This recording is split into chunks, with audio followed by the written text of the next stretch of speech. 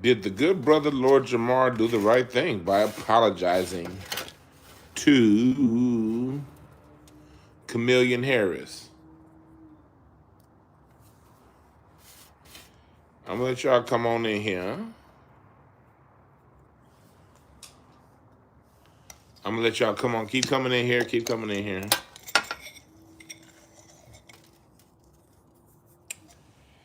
Keep on coming in here.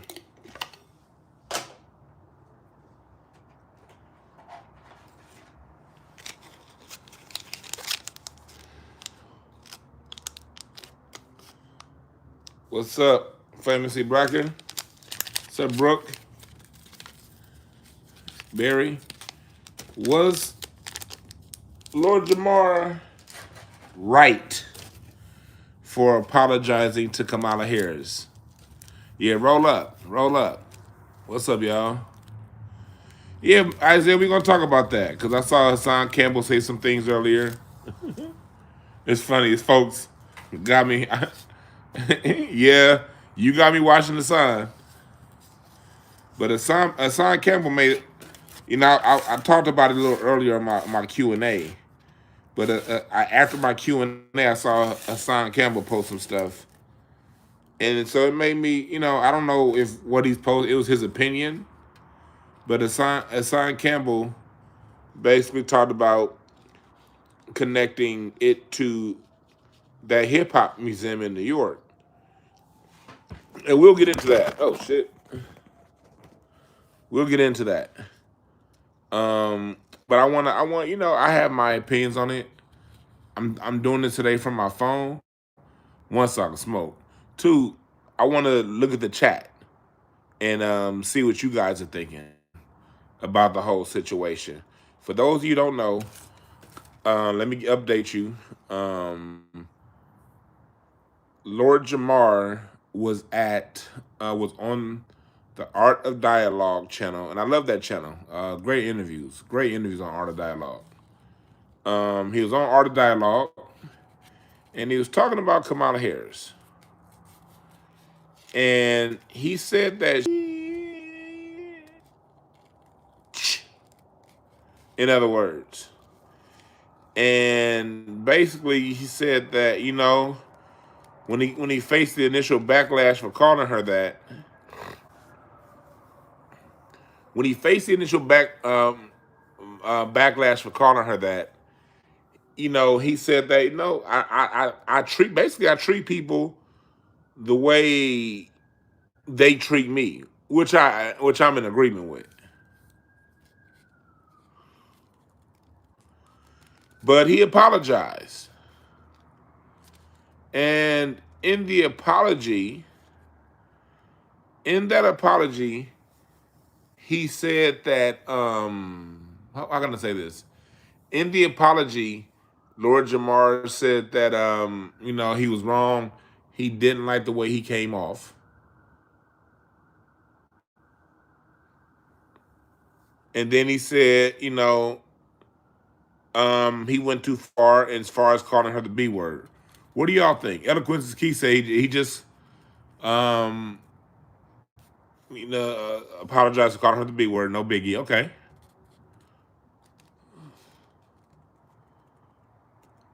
Okay. Somebody named Donnell said that somebody named Jamar isn't smart. Nigga, do you realize your name is Donnell? My name is Dewan.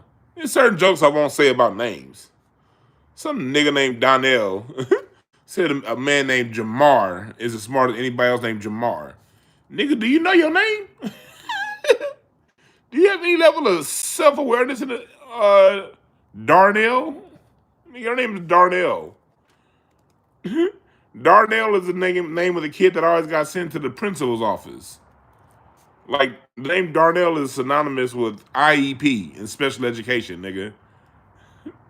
Don't be so judgmental towards your fellow black man with a name like Darnell, nigga. I know your name is Darnell.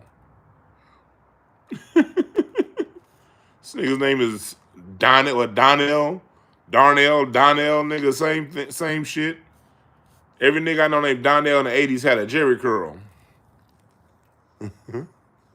Don't be so judgmental, brother. You ran right into that one, homeboy. You ran right into that. But man, let me give my opinion. This is my opinion. And again, I told you before, I fucks with Lord Jamar heavy. Like, I really do. I love what Lord Jamar got going on. I like how he get down. But let's talk about this from another point of view.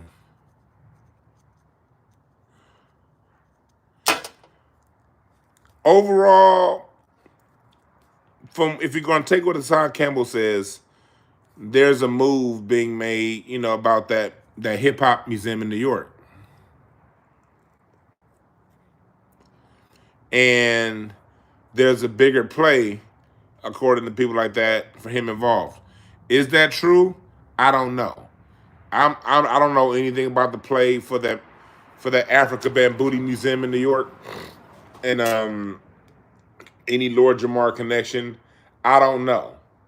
I'm in LA, so I'm not really in on the New York local politics as well, what's going on there. So I don't know, but it is something to think about, given that Hassan Campbell is plugged in to what's going on over there.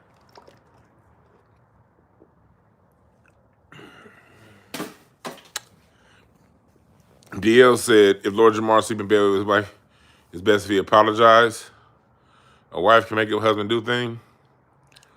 I called Kamala a B word a few times. My wife be like, Dewan, don't do that. But it appropriately applies to her, because I know people that lived up in the Bay Area. I know families that she broke up.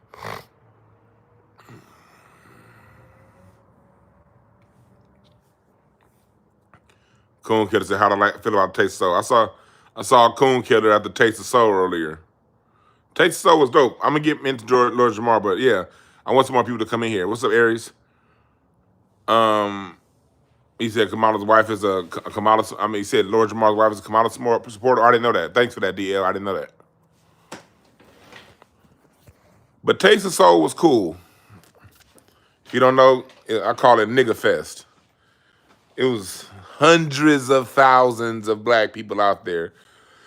Wouldn't be surprised if they said it was 1 million. Would not be surprised if it was 1 million black people out there.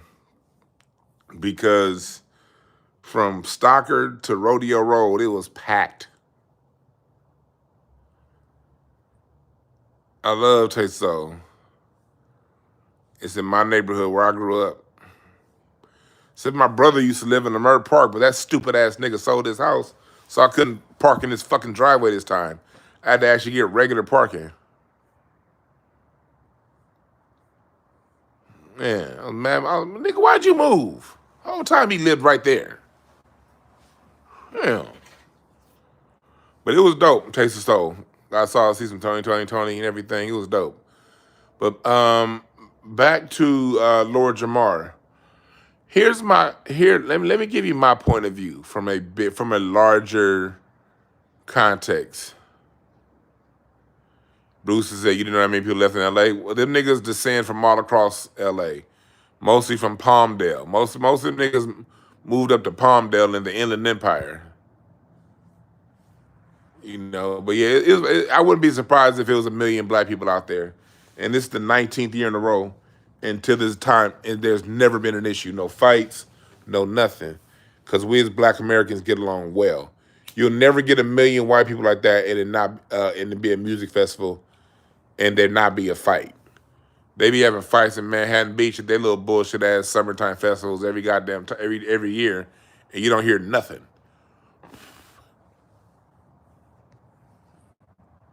1 million black people in LA come together, listen to some music, have a good time, and it's never not one issue. Not one. 19 years in a row. But okay, I think we got enough people in here. It's 10 minutes in. So now I done given context to what I'll talk about back to Lord Jamar. Let me give you guys my opinion on the whole Lord Jamar thing. Again, and salute to Lord Jamar for doing what he needs. Because I'm always gonna say, look, at the end of the day, people have to do what they feel is best for them. Um, there are people that have moves they're making, and they have to be. What's up, Ebony? They have people that have moves that they're making, and they have to be in position to make whatever moves they need to make. So if making an apology is going to keep a move open for Lord Jamar that he's trying to make, I totally understand, and I want to make sure that my point of view that I speak from, I want to make sure I'm very clear that I'm not sending any not hint of disrespect to Mr. Lord Jamar, because that's a solid one. I'm not sending a hint of disrespect towards anybody who disagrees or agrees with Lord Jamar. It's not about respect and disrespect. It's about point of view, and this is my point of view. And we should all be comfortable voicing our point of views without worry of offending people or being offended if someone else expresses their point of view in a respectful manner about us. We have to get back to where the point to where a point of view is a point of view and not hate. You know, a lot of you niggas be like, oh, you're hating. No, it's Eminem. I mean, it's an opinion. So back to Lord Jamar apologizing.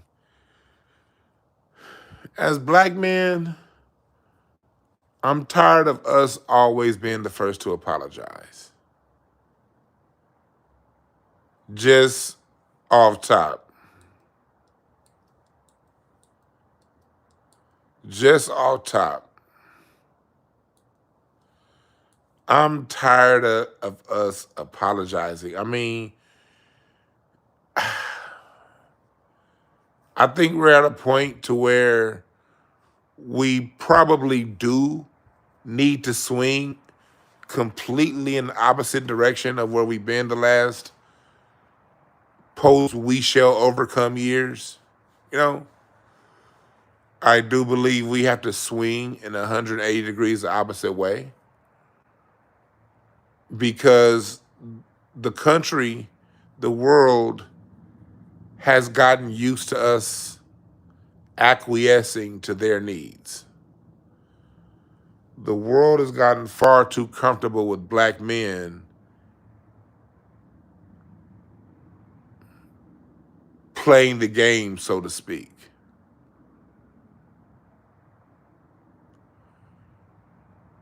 What if, and I got somebody in here that's going to feel me when I say this, what if after the controversy of Lord Jamar calling her the B word, appreciate the Cash App, Tay, but what if Lord Jamar instead got quiet? What if after there's this big backlash, he calls this black woman the B word, no matter, not she's not black woman, this Indian woman, I apologize, chat room, the B word, and there's a big rah, rah, rah, rah, rah, rah, rah. And what if in response, Lord Jamar says nothing? He doesn't defend it. He doesn't apologize for it. He just says nothing.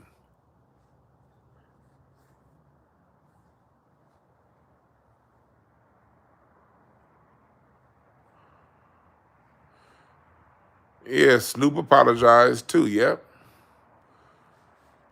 Here's the reason why I say that is a move. Look at Sonny Hostin, and I'm gonna talk about this tomorrow. I'm gonna talk about this tomorrow. Cause I'm putting together a program for you guys tomorrow afternoon, where we're gonna talk about the racism in the Latin community. We're gonna directly address that racism coming from the Latin community tomorrow. But I gotta do that from my office, so I can give y'all some stuff.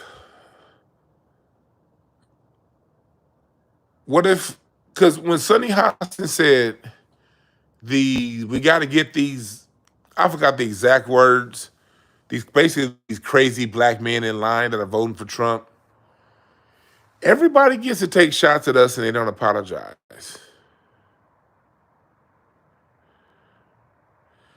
Everybody takes shots at us and they don't apologize.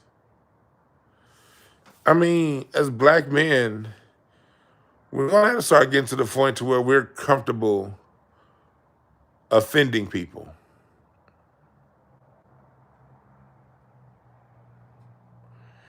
Because the world is comfortable offending us and they don't apologize for it. See, let me tell you something about communication. If you want to get somebody's attention, you have to communicate to them in their language. We all know about love languages and things like that, but there's also confrontation language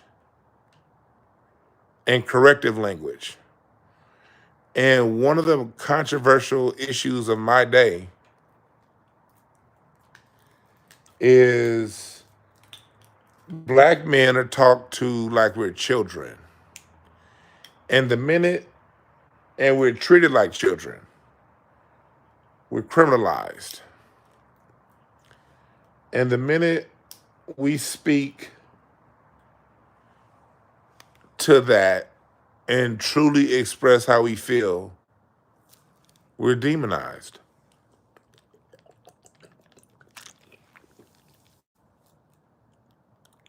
Y'all notice that?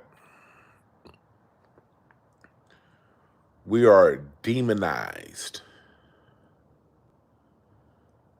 We are ridiculed. We're publicly flogged. But the minute a black man says one word,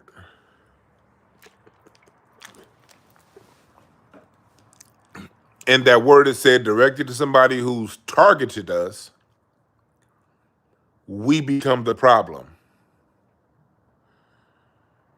Think about it, black man. We haven't hurt anybody. We haven't taken land from anyone. We've taken nobody's resources. We take nobody's jobs. We create whole industries just off our creations. We create music industry.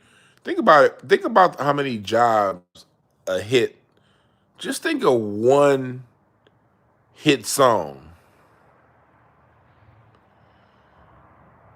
Just think of one hit album. One hit album created by a black man that paid that gave money to a sound engineer, uh, a manager, a booking agent, concert venues, and a concert venue hires frontline staff, bar staff, security,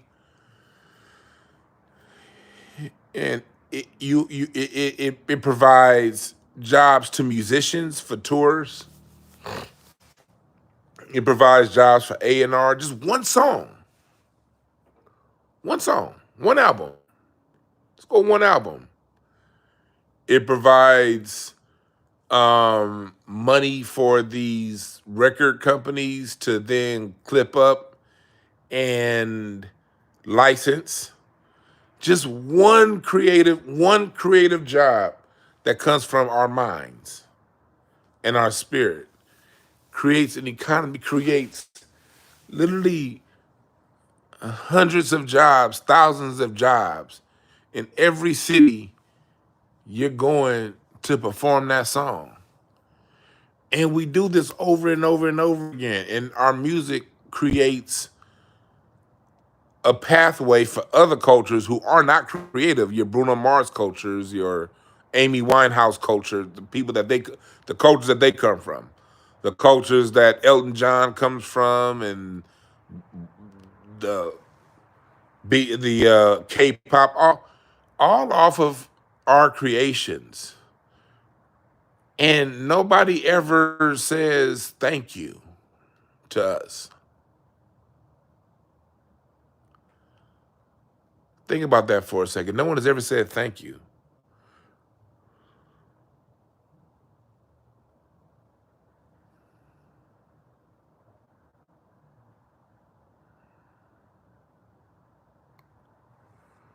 Lord Jamar is one of those people who's helped create an economy for a whole lot of people who've never said thank you.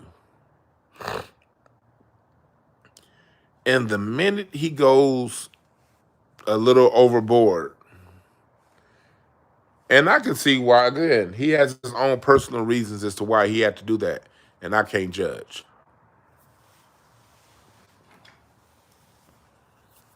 But let's think about how much we do, how much we create. And nobody says thank you. Nobody offers us a job. Look here in LA, we have a radio station called Power 106 that has no black, and they haven't had black DJs in over 20 years. Or if you are a black DJ at Power 106, you got to be Nick Cannon, somebody who's like already famous.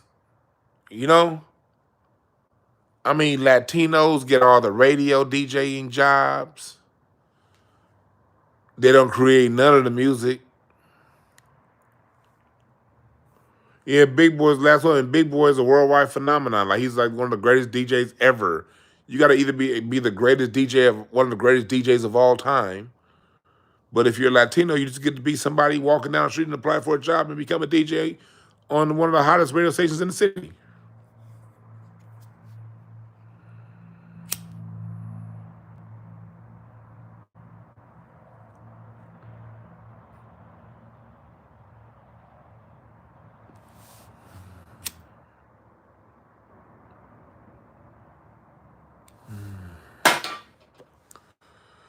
I want us to think about that for a second before we go apologizing to people. We don't harm nobody. We don't do nothing to nobody. But they want us to apologize. Like, I think it's come high time for us, even when we're wrong, because we're not perfect. I think it's come high time to, even when we're wrong, I'm not apologizing. Like, other than I'm sorry you feel that way, but I said what I said. Or say nothing.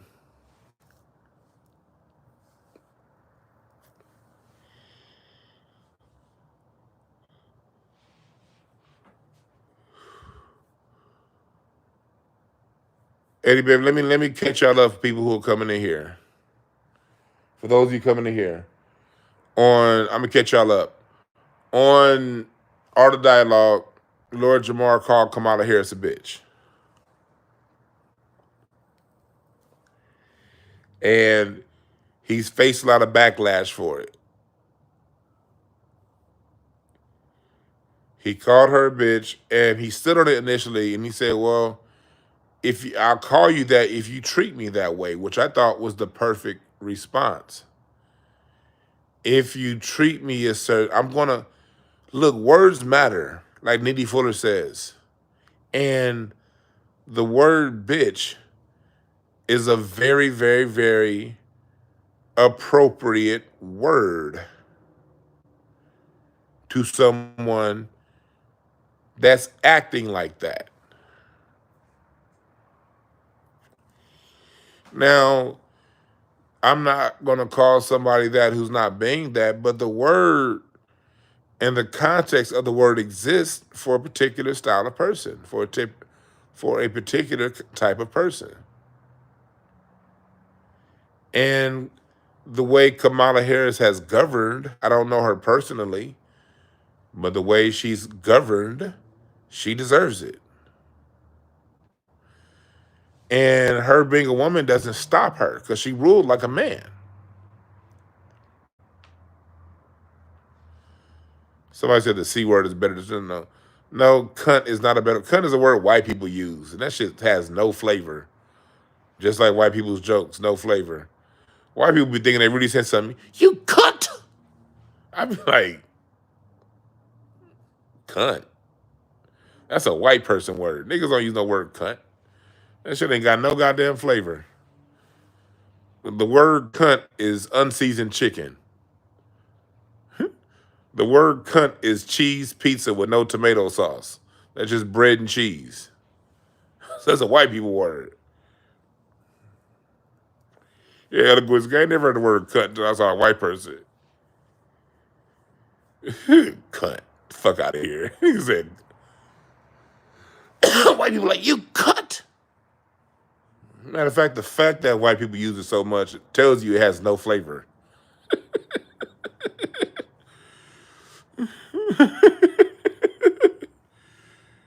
But anyway, back to what I'm talking about. Race has everything to do with it because you got to understand, LZ. Let me give you some context. Black people's insoles have to have flavor. They got to sting. They got to ha. Like the way we cook. Just like the way we cook. When we cook, you got to have a certain flavor to it. You know what I mean? When we clown, it got to have a certain. It's cultural. It's cultural. It's cultural. We can't use. We don't. You know, our insults got to have a little pizzazz to them. Cunt once in a.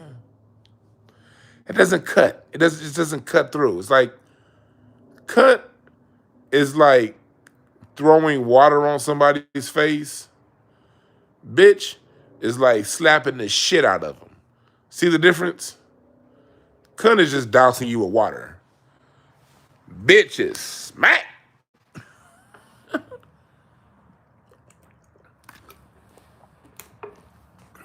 That's the difference. But back to what I'm saying. Black people, what's up, Miriam? When it comes to what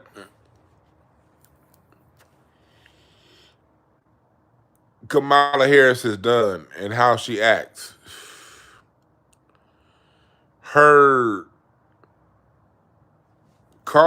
that's a very deserving word based on her use of power. Let's say that.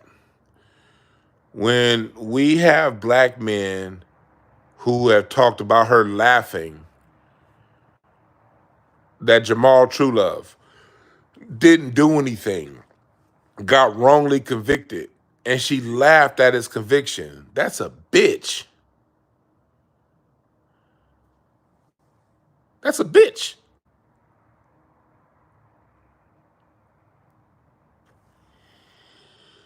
Maz, I don't mind people disagreeing with me, all right?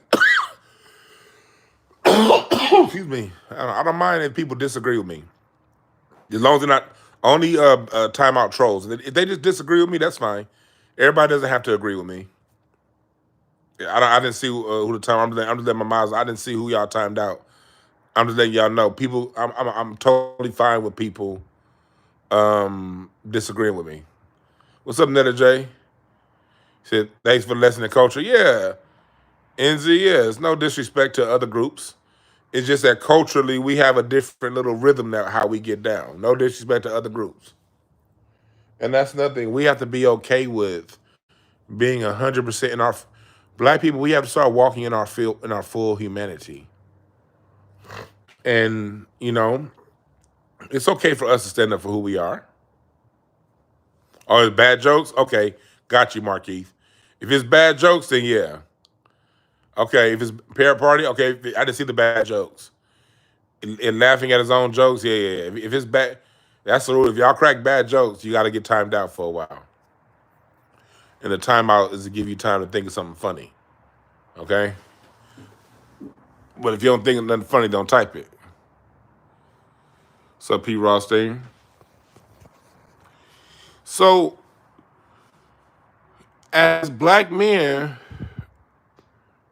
we have to get used to making other people uncomfortable. It's high time we stop being the only, two bad joke limit. Yeah, two bad jokes in a row, timeout. It's high time that we be comfortable making, because look, we already make everyone else uncomfortable, black men.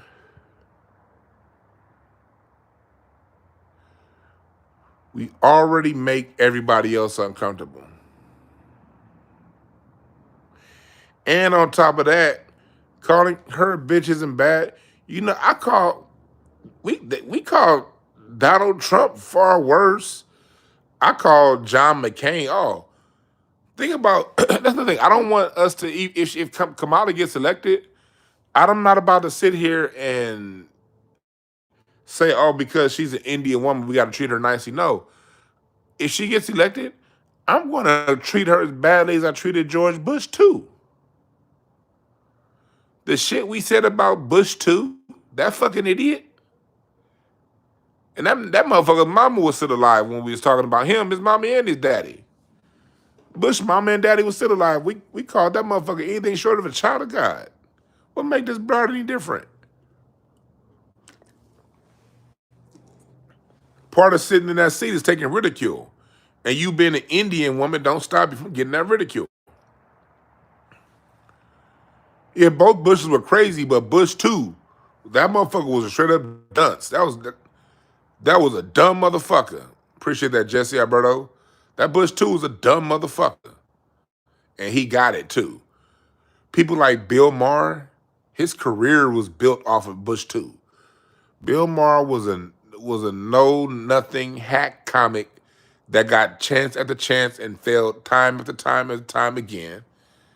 And then he got that show Real Time with Bill Maher during the Bush administration. And Bill Maher's book, Jokes on Bush, is what turned Bill Maher to the juggernaut that he is now. It was because he had a punching bag in office for 8 years. And he took good advantage of that punching bag. That fucking idiot George Bush, too, created a lot of comedians' careers. I'm not about to pull back on Kamala Harris.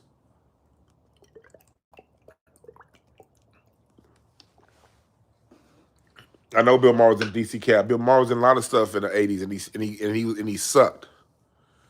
No one gave a fuck about Bill Maher. Even his show that he had before Real Time, Politically Incorrect.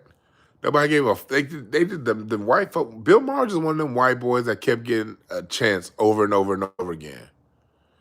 Bill Maher was a minimally talented white boy that they kept giving chances to over and over and over and over and over and over again. And then by the time Bush 2 got in office, that he got funny. Because Bush 2 was so fucking stupid. So I ain't about to change this shit because Kamala's running. Second, people have said words about Trump that have caused Trump to get shot at, to have 2 assassination attempts thrown his way. And lastly, I want to say, going back to the point I was getting, not lastly, but going back to the point I was getting ready to make, as black men, we have to get comfortable making everyone else uncomfortable. We really have to go in that direction. And I'm going to tell y'all, this is a personal testament for me and a testimony from me. I've gotten better at this over the last 10 years. 10 years ago, I was still very accommodating to everybody else. Because I was always a big dude. And let me tell you a little bit of, I'm gonna get a little bit personal with y'all, all right? I don't mind getting a little bit personal, y'all, because I ain't got nothing to hide.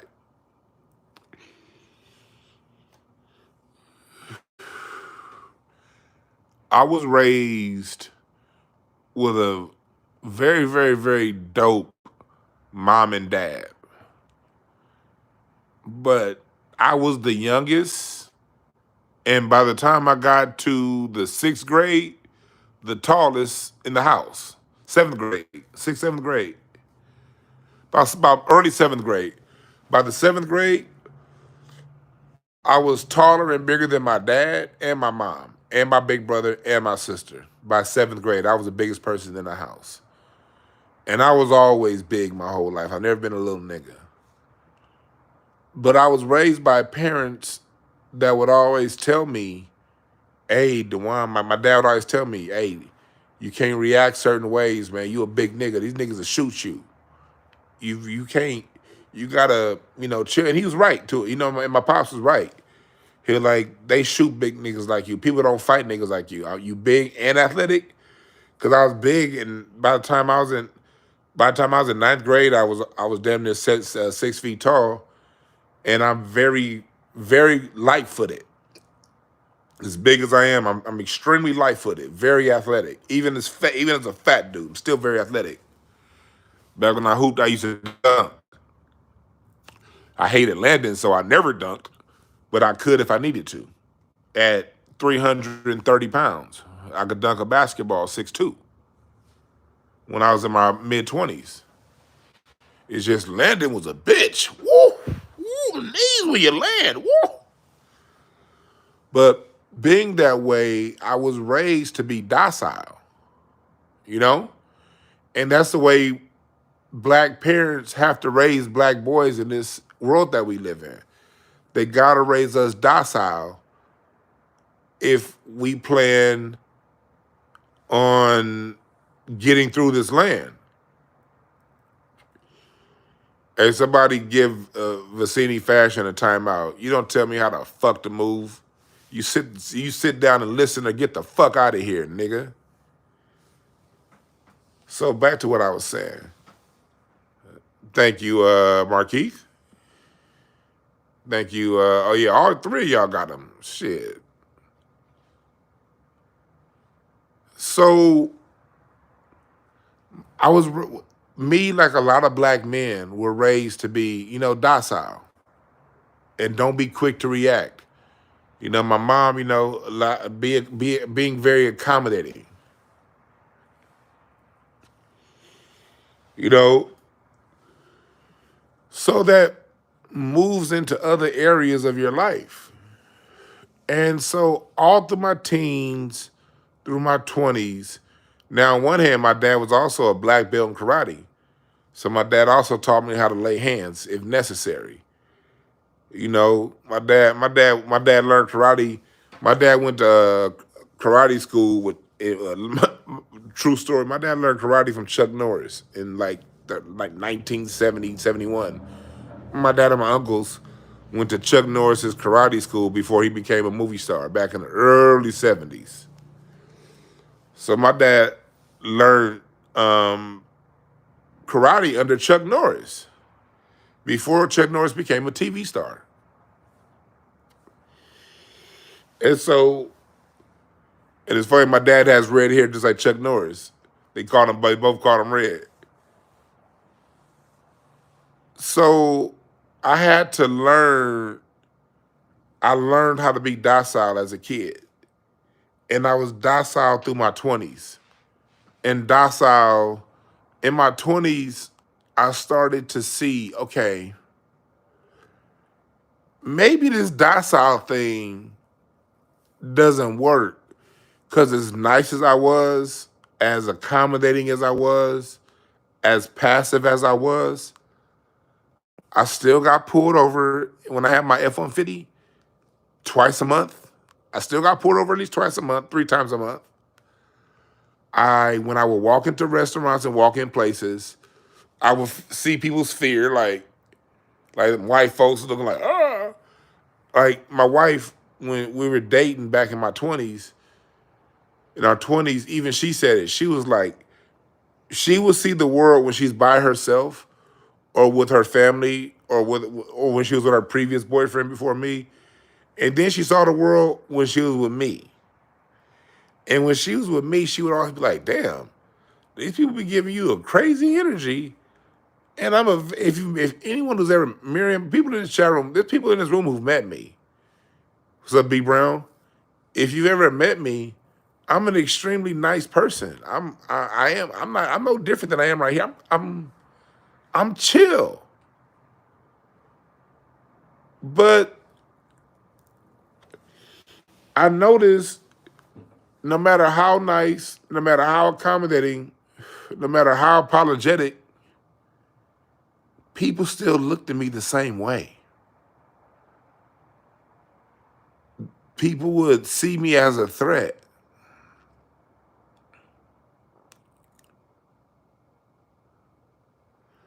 people would treat me so.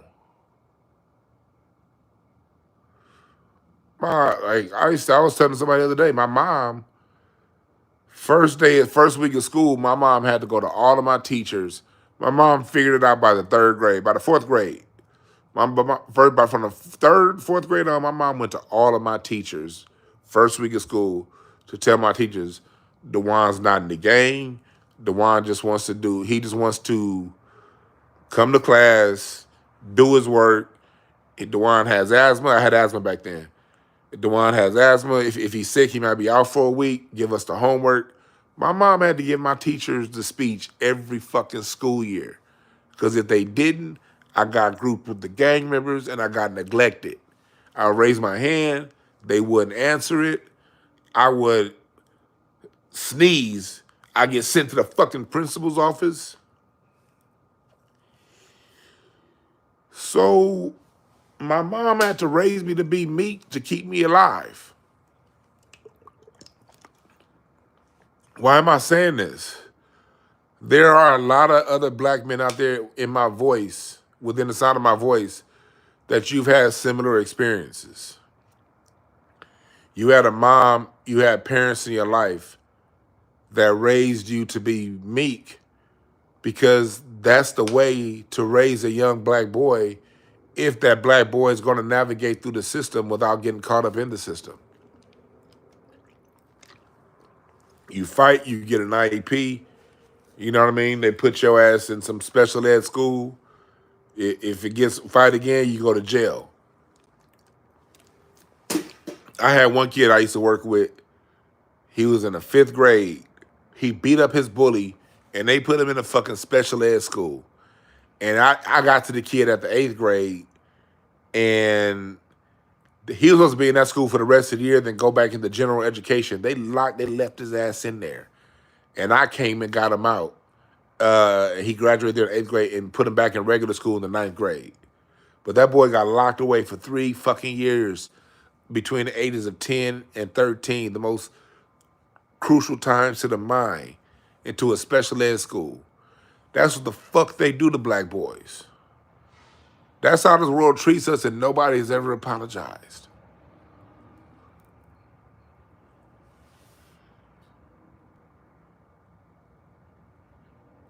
Think about that.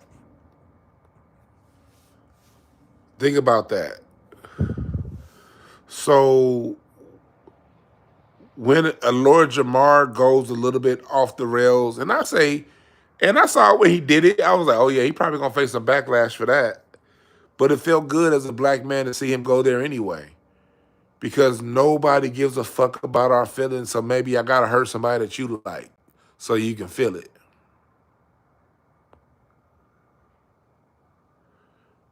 Because you gotta speak people's language. And we live in a world to where people's language is okay with offense as long as it's pointed in the direction of a black man. So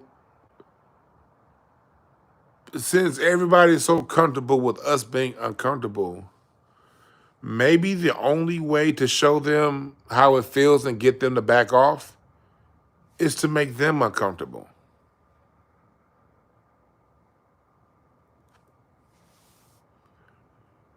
That's something to think about.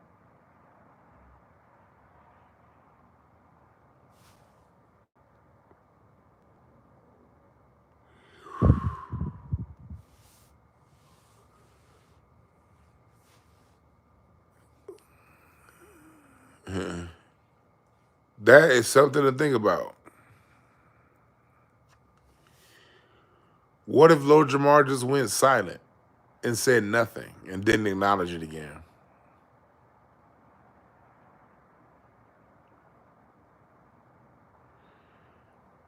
You gotta embrace your dark side. It exists for a reason.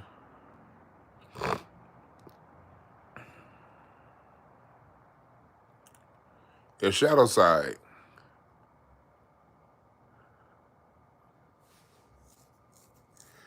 Who said let the hate consume you? See, that's stupid people talk. It's a huge difference. between embracing your dark side and letting and allowing hate to consume you. Dark doesn't equal hate. The same way light doesn't equal love. They're states of being, and they're all necessary. But they have to be shown and used in the right context. When people don't respect your light, you show them your dark.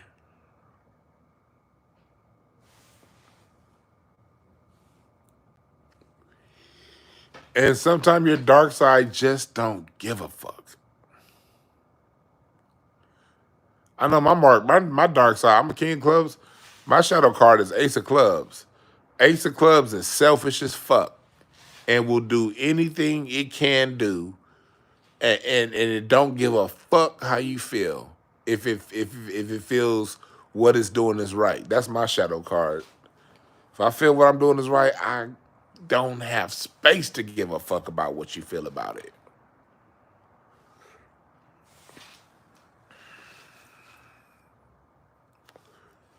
You don't have to. You don't have to hate nobody.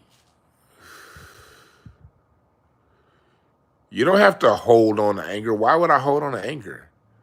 Matter of fact, calling Kamala Harris a bitch, maybe that disperses my anger a little bit to where I'm not holding on to it. Maybe calling her that gets that energy out of me so it's not into me. You ever think about that? What's up, Amir? Right, Ed King, not everybody deserves your light. Tyrone Johnson said you're a jack of clubs. That means your dark side is a queen of clubs. Your shadow card. And the shadow card, the queen of clubs is cold when the cutoff game is real. See, your jack of clubs sun side is a side that can get along with everybody. You're somebody that speaks freely. You're the life of the party, probably as a jack of clubs. You're a great salesman. You can say things. You can move through with your words. Your queen of clubs, your shadow side, your shadow side. When it's done, it's done. Queen of clubs is a card that nigga when the cutoff game is real. So as a jack of clubs, you could be cool with everybody, but when you've reached a point to where you've shown them enough of your light, cut off, done, over. That's how your personality is. But that's why I so that's why I do counseling on people's shadow cards and and do their shadow work. Because it's necessary. And it's best that you know yourself so you can use it properly. When you don't understand your shadow, when you don't understand your dark side, that's when it gets unleashed uncontrollably on the people. You know, you can control your shadow. You can control your darkness. You just have to learn what it is, where it is. You said that's on point, that's you? Yep. Yeah, humanity definitely requires balance. So I just think that as black men, we're at a point to where because no one's going to give us anything.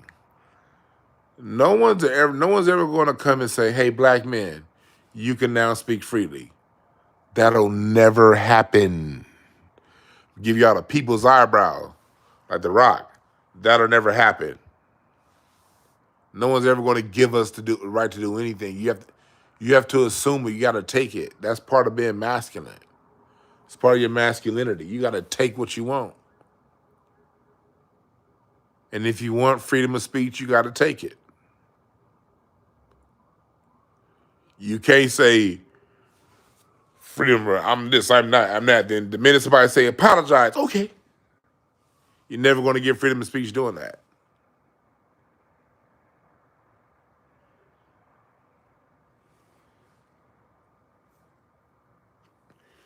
Yeah, the world did fall apart when Kobe died.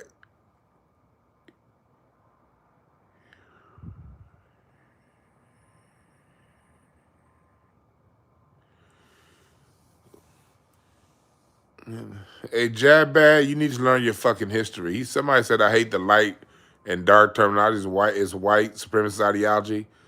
Light and dark. What are you talking about? That's ancient. That's ancient knowledge. Light and dark. You have light. You have the sun, and you have the night.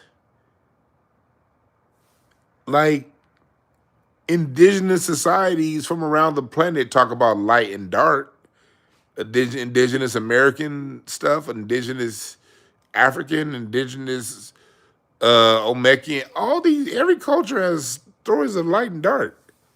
That's one of the seven hermetic laws. Polarity, light and dark, is light and dark. Ain't got nothing to do no damn white supremacists. This shit exists. White supremacists only been around this shit, what, 300, 400 years? Hey, they didn't create this shit. The fuck is you talking about? The light, the sun, the dark, the night. What are we talking about here? Sometimes we get a little bit too hotepish. You dig? I feel you, but chill. But I know about a lot of very deep spiritual stuff, but certain things I just don't talk about. Cause I don't like preaching to people. Everybody got to find their own spiritual path. I have mine. My spiritual talk comes out when I feel it's necessary, if it's something that's going to help people grow. But I don't just talk about it, just talk about it. But back to what I was saying.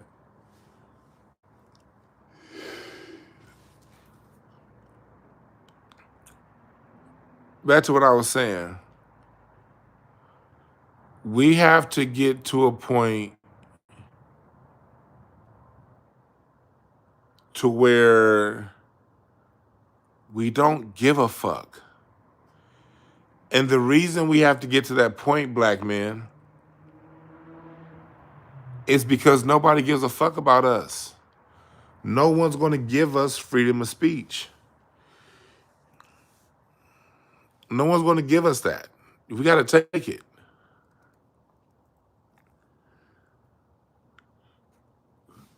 Now, I'm sure our brother Lord Jamar had his, again, sometimes, if in Lord Jamar's world, he did that because it was an internal motivation to do so, then nothing but respect. I'm sure there was a certain level of a large level of internal motivation to do so. I'm sure of it.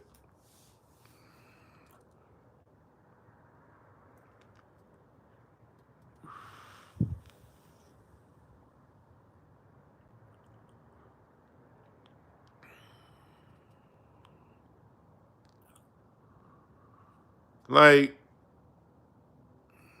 who apologizes to black people? Kamala Harris hasn't even apologized for her treatment of black people in California. I told you before, for those of you who seen that show a couple months ago, I showed y'all a screenshot. One of my homeboys that was raised in San Francisco, he's a comedian. Very funny brother. I won't say his name because he's a comedian that don't really approach the topic of politics. He just stays quiet throughout all this and don't say nothing. But we had a conversation, and he was in the streets back in the 90s, in the 2000s, really during Kamala Harris's reign. Like, he was in his late teens, early 20s, from like in the 2000s. I think he was born like in 80, 81. So the time he hit in the streets is when Kamala Harris is running things in San Francisco. He and his boys, of course, yeah, they was in gangs. That's what happens sometimes. Gangs are California. Gangs are as old as California. It's just that the black people are the ones that get targeted. I used to hate it, but I started to study it on a deeper level. There was a story just last week in the LA Times, and those of you who've been following me since day one know I've always talked about the Lunada Bay Boys, the gang in Palos Verdes. Every race in California has gangs. Every race. The Asians, the Yakuzas out here, the Aryan Brotherhood, the Norteños, and the Serranos, and all the other Mexican. And so, with that being said, only the black gangs will be targeted for these RICO charges and these gang injunctions. Gang injunctions only targeted black gangs. And so, yeah, every group has an underground economy. Look, I'm a nigga that was raised in a 2-parent household that got a college degree. I used to be that nigga. Man, them gangs, they need to stop it. They need to pull their pants up. I was that nigga when I was in my late teens, early 20s, thinking like, they're in the streets and I'm ha ha ha. I've had to evolve in life. I ain't perfect. Part of the reason why I speak so much with so much conviction is because I have evolved. And I know what it's like to be on the other side of things because I've been there. But when I looked around and I saw that documentary Bachelors of the Party when I was like 23, 24, that forever changed my point of view on gangs. I'm like, man, everybody got gangs, so why am I gonna criticize the black people? It's just as above, so below. That's one of the 7 laws of nature. That's the law of correspondence. One of the 7 hermetic principles, one of the 7 laws of Tahuti. Law of correspondence, every as above, so below. So if the country has a bunch of gangs, the city has a bunch of gangs, the states have a bunch of gangs, then gangs are going to exist. So why would I expect my group to not have gangs when every group has gangs? Every group has an underclass. Just like every group has an overclass. Just like every group has a middle class. As above, so below, law of correspondence. So what Kamala Harris did was, my boy, he and his brother were in a gang. His brother was on the streets. He was the one more so following his big brother. He said that they used to surveil them because the big brother had moved out the house. But of course, the big brother would come home and see his mom. And he said if he was there, he would have to leave when his brother would come home. Because every time he would be home with his brother at the same time, the police would sting them and arrest them both and put them in jail using gang injunction laws as the reason. What's the gang injunction law? If something happened, if a crime was committed by someone in a particular gang, if they're seen with other people in that gang, they can be hit with an injunction over conspiring to commit a crime. And therefore, technically, everyone, even though one committed a crime, everyone can go to jail. And he said when Kamala Harris was in office, more than 3 different occasions when his brother came by the house to see his mom and he was there, the police stung him and arrested both of them and put them both in jail. That's what Kamala Harris used to do here in California. That's firsthand from a brother I know that was in San Francisco. You think he was the only one? You think the newspaper gave a fuck about writing articles to exploit this? That was 2 niggas off the street. The San Francisco Chronicle is glad and happy. Did they gonna report on that?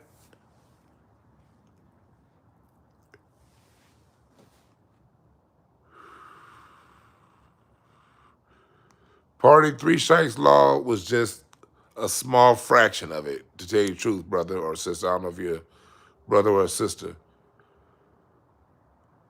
But the injunction laws were far more damaging because the injunction laws will get you strikes faster.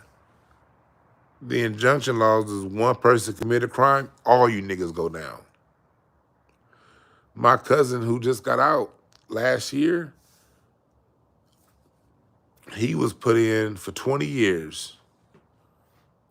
He had 25 to life because he rode in a car of somebody else who committed a robbery. And then they let him out last year because while he was in there, they realized, oh, you were supposed to only serve 8 because of your age. He was a teenager at the time. My cousin got locked up in 2000, got let out in 2023. This is my family. This is first cousin. Second cousin, because he's my first cousin's son. He's my first cousin's son. So what does that make him? Well, we still around the same age. He my first cousin's son, but he only like 6 years younger than me. And he got locked up because his homeboy committed a crime. And he got put in the crime that his homeboy committed. His homeboy, I think shot somebody.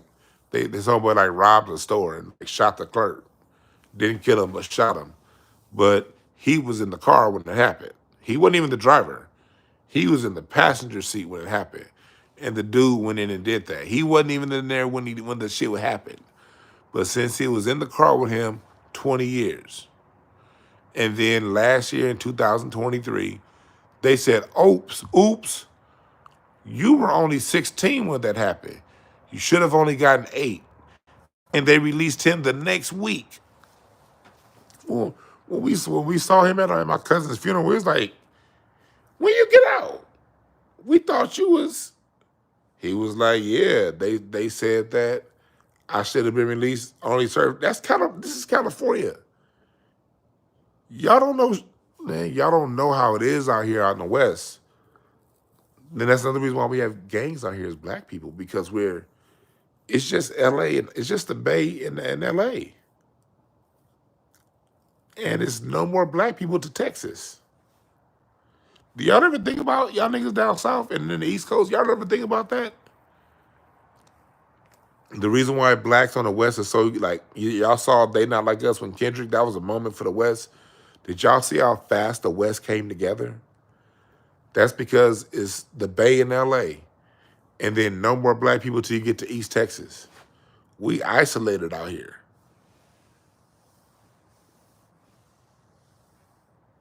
We isolated out here. At least in Texas, you can get a felony, and Texas has reentry programs for felons. California, you get a felony, you may as well fucking leave the state. You're not getting a job again, ever. You can't become a tow truck driver.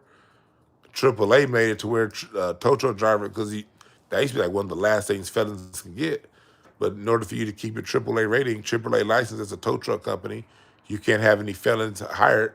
In California, basically any job that has a government or major corporate contract cannot have felons as employees.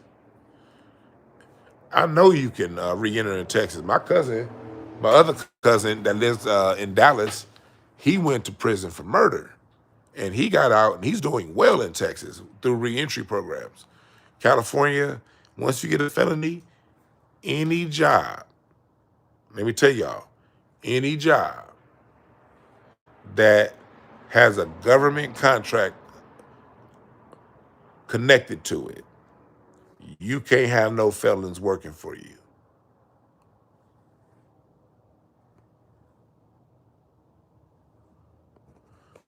So we black people out here isolated. Yeah, 3 strikes and gang injunction laws came from California. California started 3 strikes. California started all-in laws. I got personal family members that's been affected by this shit. See, that's the thing about those of us here in Cali. We way out here. Y'all don't know what the fuck we got. Y'all don't know what kind of shit we under out here. We just don't cry about it.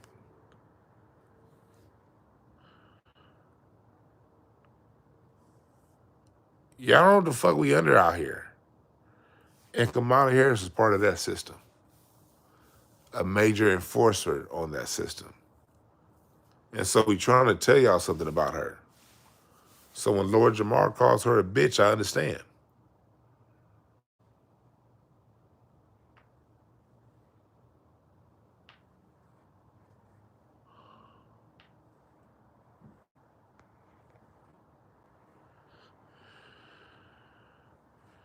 Somebody said the man running for president got a felony conviction. So he got a felony conviction for lying about cheating on his wife. I don't give a fuck about that.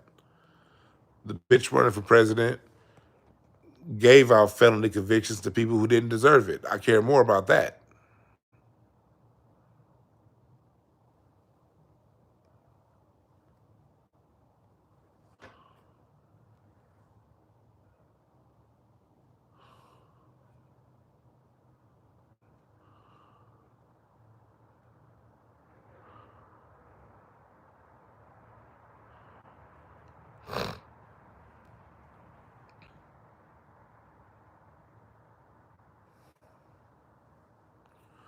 Yes, that's how gangs started, to stop police and also brutality from white gangs like the Snyder Boys and the Spook Hunters.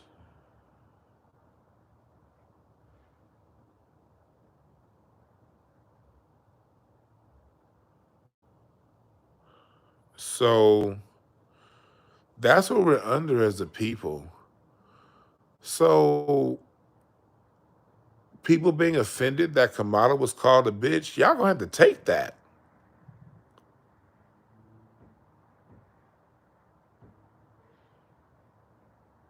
That's because as black men, that's what we're told all the time. We're just gonna have to take it. Nobody cries for us, nor do we want anybody to cry for us. I don't give a fuck. Give a fuck how nobody feel about us.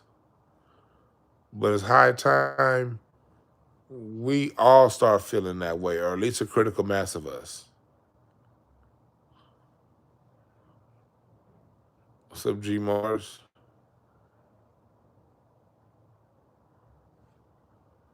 It's high time that we just stop caring. And we're already offending people. What's up, Ken Berry? We're already offensive. Our presence is offensive. No matter what happens, what's up here there? Appreciate that. Super chat. It's like whatever happens with us, no one cares. We cannot not offend. Like there's nothing we can do as black men. Look at look at what Sonny Hostin. 78% of black men are still going to vote for Kamala Harris for out of those who are voting.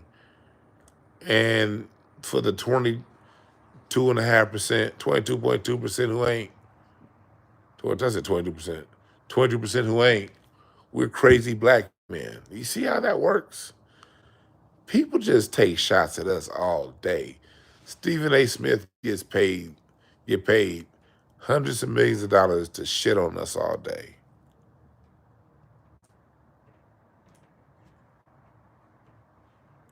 Like, there's a whole industry of people getting paid a lot of money. Like, you see how Barack Obama just talked to us. And people are offended because your reaction was to call her the B word?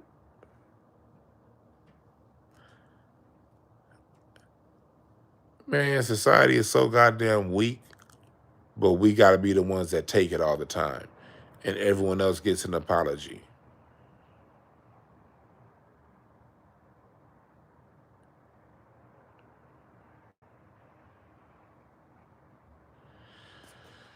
And of course, the Democrats are the party of the slave. They're the party of slavery. They're mad that, yeah, they're mad.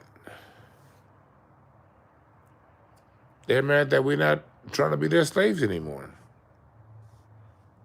Yeah, they mad.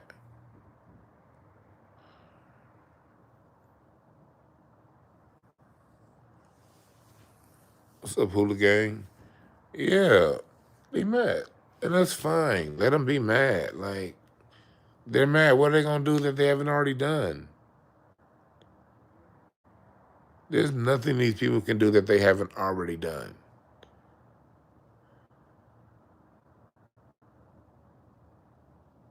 They've done Devil's Punch Bowl where they've massively killed us. They poison our minds through the school system. All they don't give a fuck about what they do to black children.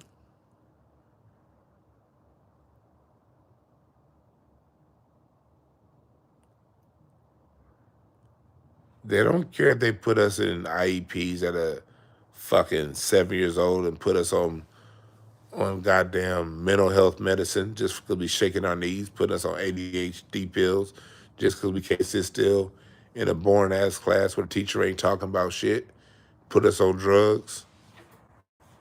They don't care. See, we are mass incarceration is one thing, but we got to understand the only reason why mass incarceration can be mass incarceration is because they know by the second grade if you're gonna be going to. They know how many prisons to build by the time you in the second grade. They already know if by the second grade you can't read correctly. Make another bed for this nigga. He's coming. We're gonna make school so horribly, horrendously bad that you lose interest, and when you lose interest and drop out, or you don't get the grades that you're supposed to get, we have these drugs over here for you to sell that we created. You know, we got these stores on the corner that are run by these people who ain't you. They're Asians anyway, so if you need some money, you can go rob them. And when you fall into that trap, we got a prison bed waiting for your monkey ass. They know by the second grade where you're going. And they engineer it to send as many of you niggas there as possible.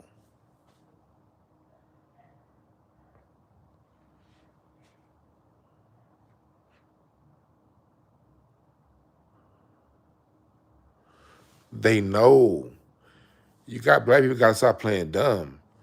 If every study comes out saying that they know by the first and second grade how many kids are going to prison, why don't we just say, hey, can we fix the first and second grade then? Can we fix kindergarten? Can we create create an education system that combats that? Y'all ever notice kindergarten? Pay attention to a kindergarten class. Go back in your mind. Kindergarten has colors, Legos. You got a fish tank over there. You have an hourglass. You got all of these colors on the wall. It engages you. It stimulates your brain in kindergarten. Colors, colors, colors. Activities, interactive activities. Nap time to, short 4 hour, not even all day, just short. What happens when you go to the first grade? No more colors. What's up, Ebony? It's a new Cash App, $ Dewan B1. Dewan B1. Appreciate that though. But by the time you get to the first grade, no more colors, no more interactive activities. Class goes from 4 hours to 6 hours. You're in there longer, and everything is just straight ahead. It feels like you're sitting down. You're not applying anything.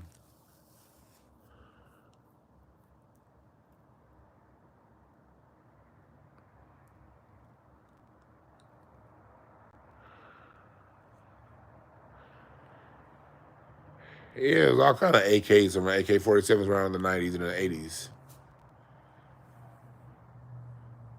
But y'all see how it works? They do this to us on purpose. But they want us to apologize when we go a little bit overboard. I'm not gonna say Lord Jamar didn't go overboard, because if I'm doing an interview like that, I wouldn't necessarily purposely call Kamala Harris a bitch on a major interview that I know is gonna go out to millions of people. My little ass YouTube channel is small. Only about 2,000 people 1,500 people gonna see this. And if something happens in the future where they bring up something I said on my little ass YouTube channel, I'm gonna be like, well, that's what I said then. I don't apologize for that. But if I'm on a bigger station like Art of Dialogue or something like that, I probably wouldn't say it. But if I slipped up and said it, but Lord Jamar has a wife, he has a family, and he has other moves. So I can't judge his moves. So this isn't necessarily about saying he should do it. I'm still 100,000% down with Lord Jamar, even with him apologizing. I still rocks with that dude for real. I think he is solid individual, just based on my perception of him and my judgment of people is never wrong. Very very, and I won't say never. I have been wrong, but it's rarely wrong. You know.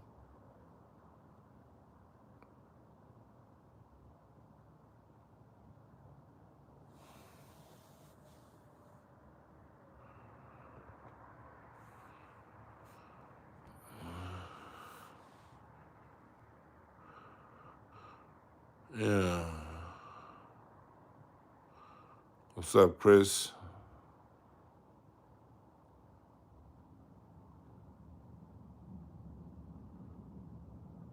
Oh, that charter school, Brooke? Yeah. Walking a straight line? Now, hey, Brooke, it goes even worse here in LA. I went to my old elementary school, Coliseum Elementary. I went back there about 2018, 17. That was my last time going up there when I was working that last job I was on. And they have a white line. And you have to walk the white line. You cannot deviate off that white line. If the kids deviate off that white line, if the kids deviate off the white line, they get a punishment. And they start that white line with kids in kindergarten. I'm there, one of the kids I work with, like, what the fuck is this line here? What's this about?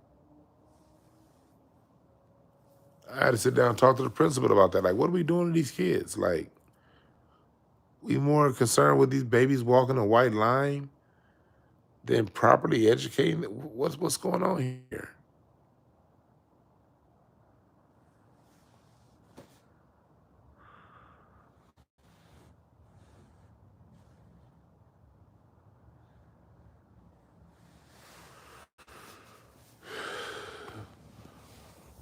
So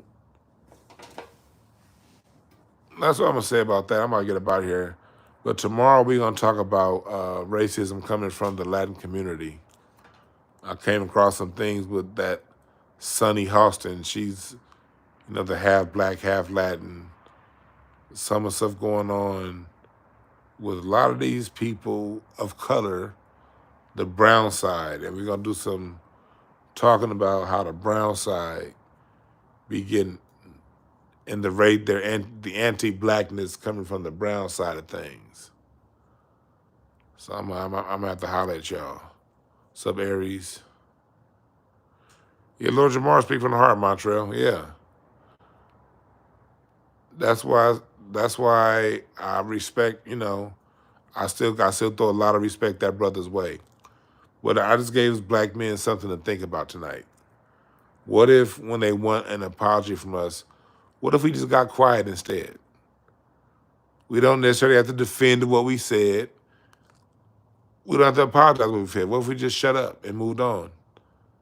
Like they do with us. When we demand apologies, they just don't even acknowledge it and just go right back to talking about what they was talking about. What if he never acknowledged it? Something to think about. And what if after one, the next person comes out and says something crazy and just says nothing, no apology, no nothing. And then a third black man does it. By the time the third black man do it, it's gonna be a cavalcade. All you need is a leader, a second leader, and a third. And when you get that third, the fourth is gonna come, the fifth is gonna come, And then by the 6th or 7th, it becomes a whole movement. It becomes a movement. But a movement requires three. It requires an initiator, a second leader, and a third. When you get three, that's really all it takes to start a movement is three people.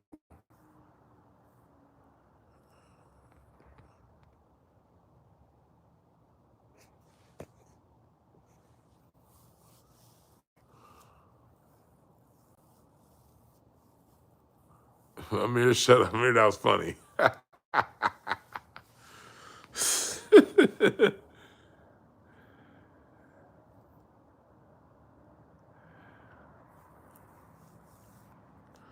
All right.